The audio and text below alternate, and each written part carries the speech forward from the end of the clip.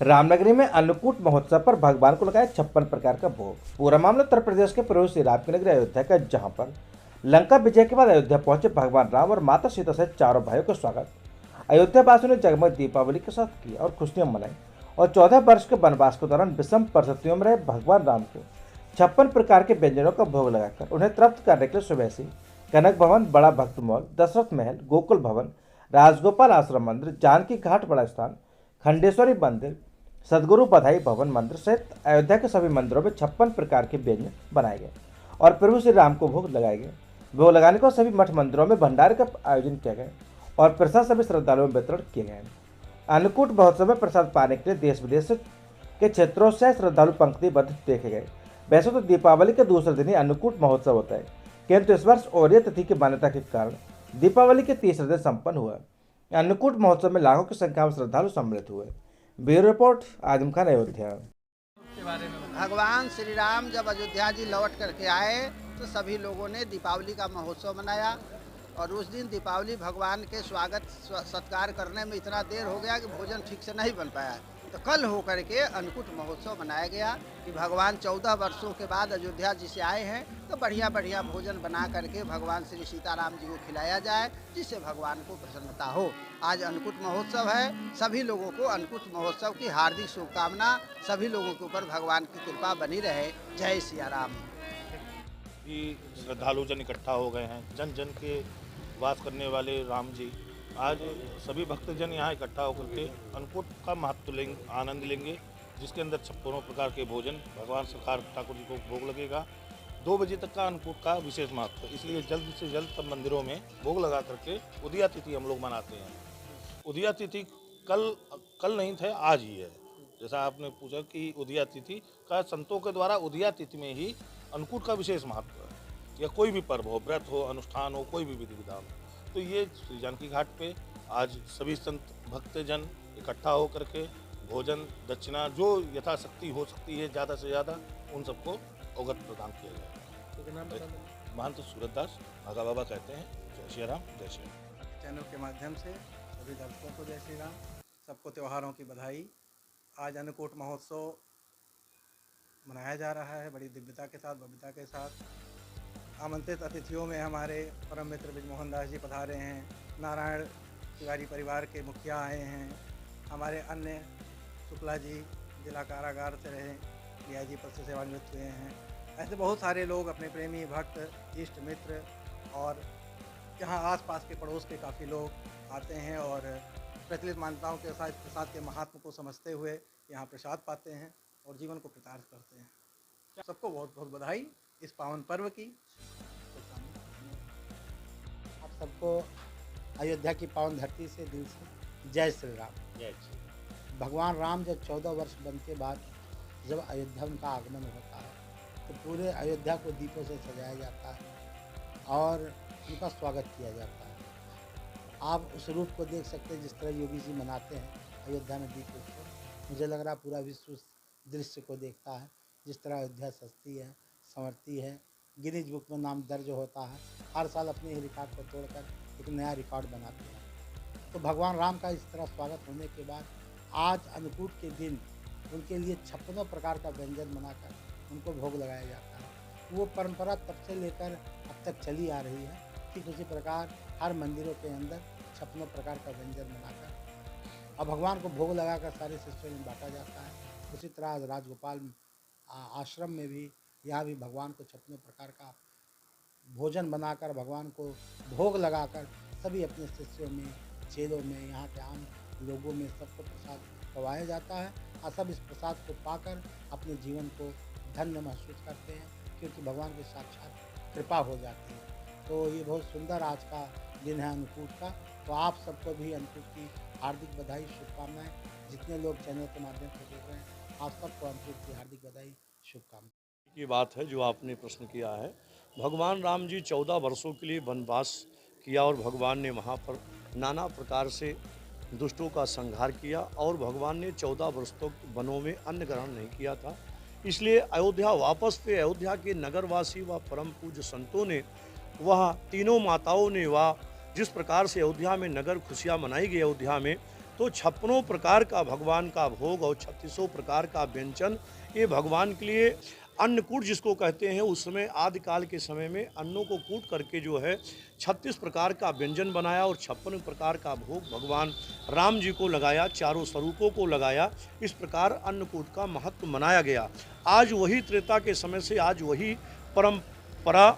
परम पूज्य संतों के द्वारा अयोध्या से लेकर के पूरे भारत तक जितने भी धार्मिक स्थल है, तीर्थ स्थल पर है, सभी प्रकार में सभी जगह भगवान को आज के दिन दीपावली के शुभ मुहूर्त के दूसरे दिन जो है अन्नकूट का पर्व मनाया जाता है और भगवान को 56 प्रकार के भोग, 36 प्रकार के व्यंजन का भोग लगा करके सभी संतों में, सभी श्रद्धालुओं में, सभी राम भक्त प्रेमी जितने भी हैं सभी को प्रसाद के रूप में वितरण किया जाता है। विशाल रूप से भंडारा किया जाता है। आज जानकी घाट बड़ा स्थान रसिक पीठाधीश्वर श्री महंत जन्मेजय शरण जी महाराज के द्वारा भी आज यह परंपरा कायम सदियों से चला रहा है। गुरुजनों के परंपरा के अनुसार, अपने कुल के परंपरा के अनुसार वह स्वामी जी मना रहे हैं, जो जानकी घाट बड़ा स्थान पे आज हजारों की संख्या में राम भक्त लोग पधारे हुए हैं। परम पूज्य महाराज जी के द्वारा भगवान का भोग लगा करके सभी को विशाल रूप से प्रसाद वितरण किया जा रहा है। मनाया कुछ लोग तिथिहान माना जा रहा है। कल दोपहर के बाद से अन्नकूट का पर्व प्रारंभ हुआ है, इसलिए कुछ संतों ने जो है कल प्रारंभ किया था, लेकिन समय का अनुकूलता जो है आज ही है मुख्य रूप से, इसलिए उदया तिथि में परम पूज्य संत लोग मनाते हैं। तो आज उदया तिथि के हिसाब से आज ही अन्नकूट है। विशाल रूप से आज अयोध्या में परंपरा चलाया है, जो सदियों से वही आज विशाल रूप से अन्नकूट का भंडारा चल रहा है। अध्यक्ष राजेश महाराज, तीर्थ पुरोहित धर्मार्थ सेवा ट्रस्ट। परिवार के बाद ये अन्नकूट महामहोत्सव मनाया गया, जो 56 भोग 36 व्यंजन भगवान आज तक कंद मूल फल सुरस अति दिए राम को आनी। जंगल में तो कंद मूल फल खाए, 56 भोग 36 व्यंजन जो भक्तों की अभिलाषाएं थी, भगवान को विविध व्यंजन विविध प्रकार के जो है प्रसाद बना करके प्रसाद ग्रहण करवाएं। उसी शैली में सभी लोगों ने जो भोग लगाया उसको अन्नकूट बोलते हैं। अन्नकूट के रूप में संत महंत भक्त आराधक भगवान के स्तुतियक सभी लोग अन्नकूट मनाते हैं। अन्नकूट का महामहोत्सव आज भी परिपाटी, आज भी वही परंपरा चली आ रही है। 9 लाख वर्ष पूर्व भगवान श्री राम जी का आगमन हुआ था और उस समय से आज तक के परिपाटी अब शून्य कड़ियों में चली आ रही है। उसी को हम लोग अन्नकूट बोलते हैं, जो आज की तिथि में आपके चैनल के माध्यम से जितने भी दर्शक हैं, जितने भी संत महंत जो आए हैं, भक्तजन आए हैं, सभी का स्वागत, सभी का सम्मान करते हुए भगवान का विविध 56 भोग 36 व्यंजन का जो प्रसाद भोग लग रहा है, ये सब प्रसाद ग्रहण करेंगे और सब जय जयकार करेंगे भगवान का, क्योंकि भगवान सबके हैं और सब भगवान के हैं।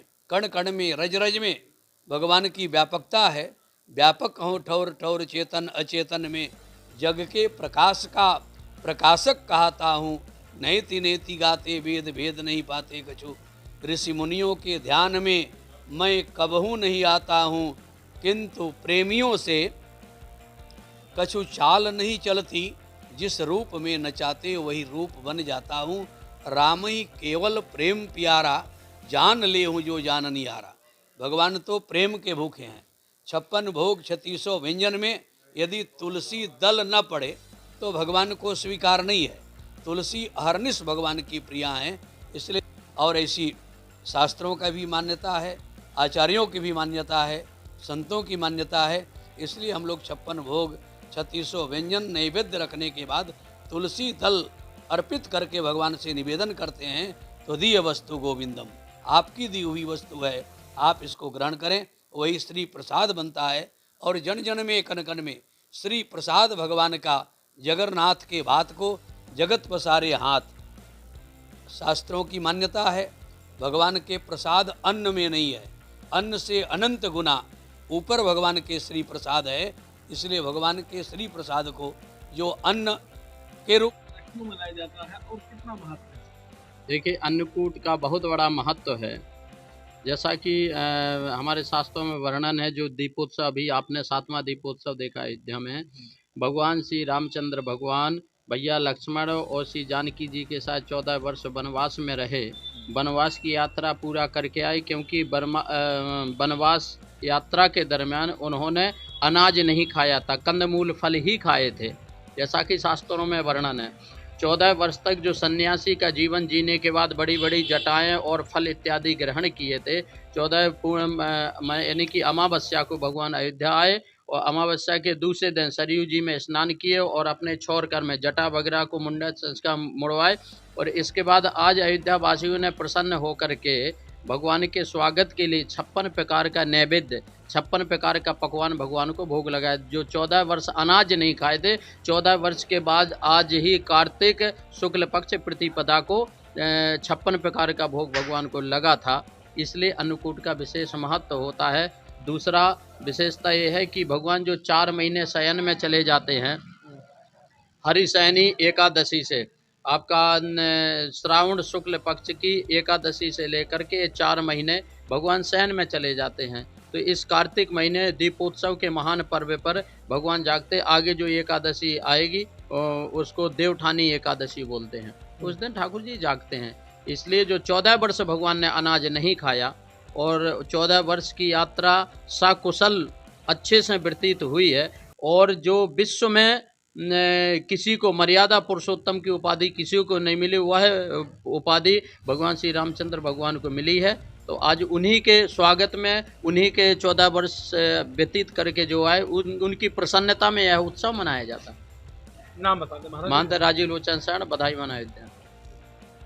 भगवान श्री राम 14 वर्ष वनवास काल से जब आए, भगवान का राज्याभिषेक हुआ।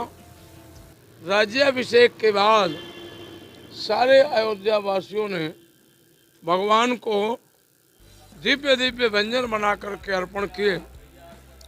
एक तो अन्नकूट का महत्व वो है कि भगवान वनवास काल के बाद आने के बाद अयोध्या वासियों ने भगवान को दिव्य प्रसाद भोग लगाया, ये अन्नकूट के रूप में।